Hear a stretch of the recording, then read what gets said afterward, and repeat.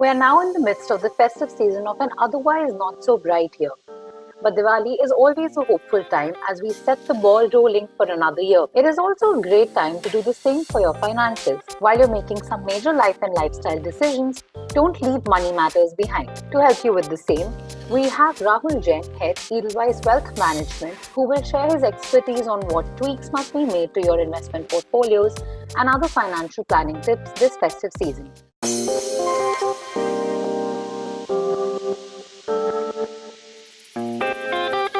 Festive season is a good time to declutter, and this holds true for your finances as well. This year, it becomes especially important to weed out the investments that have kind of been a drag on one's portfolio. So, how should one review and rebalance their portfolio, and what are the factors, maybe specific to the conditions this year, that one should keep in mind? It's a fairly good time. I think it's very auspicious time of Diwali. It's a good time to declutter your portfolio, simplify your portfolio.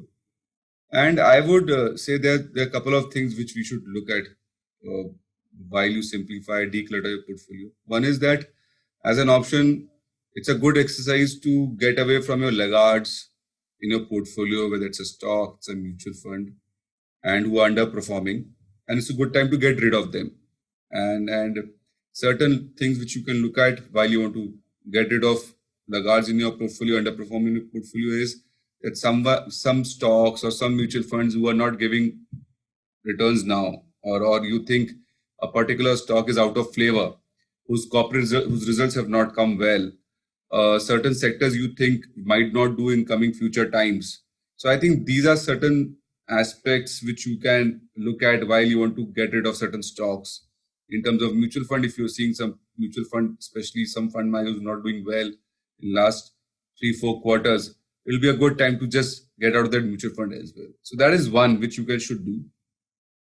Also, over a period of time, what happens that you keep adding a lot of stocks, a lot of mutual funds in your portfolio in small ticket sizes. So stocks or mutual funds which are with low value, it's a good time to get rid of them also. So for example, I would say that any portfolio should not have more than 5 to 10 mutual funds. But I've seen portfolios where you have 20 mutual funds with a client.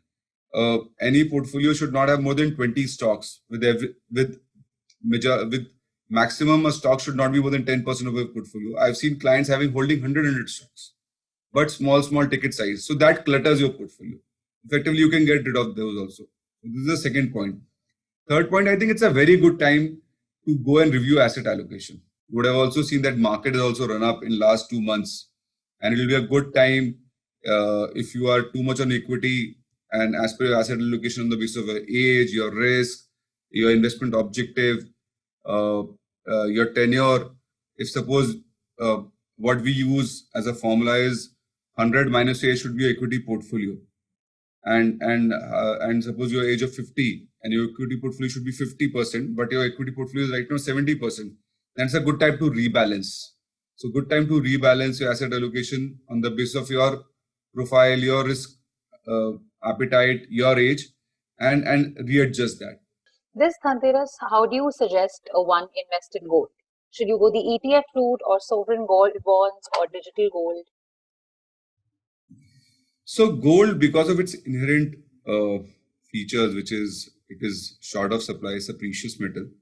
We always suggest our clients to, in your asset allocation, at least have 10 to 5% of your asset allocation in gold, and it's a very important part of your portfolio in that sense.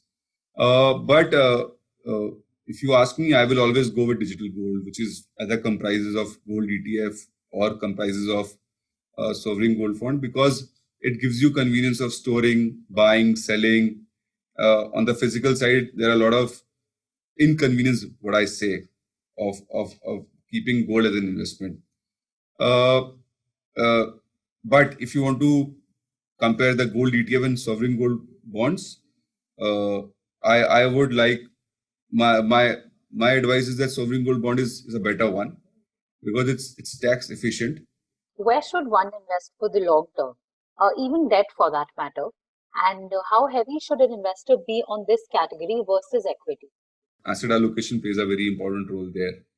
And again, it's an easy formula. People think it's complicated. I think it's an easy formula. 100 minus A should be equity portfolio. Suppose you're 30 years of age, and 100 minus 30 is 70% equity. 20% can go into debt, and 5 to 10% can happen in gold. So that is how a good portfolio will look like. It's not a 100% accurate portfolio, but it's a reasonable thought process in terms of this portfolio 100 minus your age. Now, asset allocation on the basis of your age, your tenure, your investment objective, your risk profile will give you a brief or a brief understanding that how much should be debt and equity. That is one, which you asked me as the second part of question. Coming into fixed income or debt as an investment class, you should have certain things in a fixed income portfolio or debt instrument portfolio where it's a combination of FD, government bonds, AAA rated entities, and AA rated entities. If you use this combination together, I think you will be in a good range and you will be making a good optimal return so that you're able to beat inflation. And obviously, since you have FD, you have AAA rated entities, you have government bonds, your risk to return will also be in a favorable balance in that sense. Great. Like when we spoke of gold, you mentioned SGBs, that you have a sort of bias, and that would be your pick. Any such pick you would have in the fixed income space? Just one or two? So I would suggest that every consumer should or investor should invest in government taxable bonds. I think the risk reward is fairly favorable. That is one. And also people should look at AAA rated entities. So these two things should be a must in every fixed income portfolio for every investor. What lessons from this auspicious time of the year can be drawn to apply to our finances? Some learnings, if any. Periodic review of your portfolios and taking decisions on the portfolio, which generally people don't take, is around getting rid of laggards, underperformers. Second is decluttering the portfolios. People have a lot of stocks, a lot of mutual funds, which makes very difficult in terms of monitoring the portfolio. That is second. You should get rid of that. You should have max 20 stocks in your portfolio or 5 to 10 mutual funds in your portfolio, which can be easily monitored by an individual. And third is review asset allocation regularly. I think in this auspicious time of Diwali, it will be a great time to come back and review your asset allocation. If your asset allocation wants reduction on equity, please go ahead and do it. It's a good time because markets have run up. And anyways, if you are overweight on debt, but equity needs to be added, then you can do it over the in coming months in staggered manner.